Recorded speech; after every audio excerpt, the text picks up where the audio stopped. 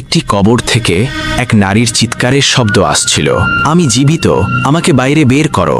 লোকজন ভয়ে আতঙ্কিত হয়ে গেল, কিন্তু সেই চিৎকার আরো জোরালো হতে লাগলো, হৃদয় কাঁপিয়ে দেওয়ার মতো আর্তনাদ। যখন এলাকার মানুষ কবরটি খুলে ফেলল, তখন যে দৃশ্য তারা দেখল তা দেখে প্রত্যেক জীবিত মানুষের মুখের রং পাল্টে গেল। কবরের ভেতরে এক নারী নগ্ন অবস্থায় বসেছিল।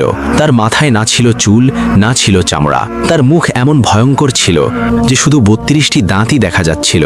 না ছিল ঠোঁট, না নখ, সবকিছুই আজাবের মাধ্যমে কেড়ে নেওয়া হয়েছিল। সে কাঁদতে কাঁদতে বলছিল, আমি সাজগোজ করতাম, পর্দা ছাড়া বাইরে বের হতাম, নখ সাজাতাম, মানুষকে নিজের সৌন্দর্য দেখাতাম। আজ কবর আমাকে আমার প্রতিটি গুনাহের জবাব দিয়ে দিয়েছে। এখানে শুধু আমলি কথা বলে আর আমার গুনাহগুলোর হিসাব নেওয়া হচ্ছে। এ কথা বলেই সেই নারী আবার সেই কবরের ভেতরেই চিরকালের জন্য শুয়ে পড়ল। বন্ধুরা, এমন আরও শিক্ষণীয় ভিডিও পেতে এই ভিডিওটিতে লাইক দিন এবং চ্যানেলটি সাবস্ক্রাইব করুন।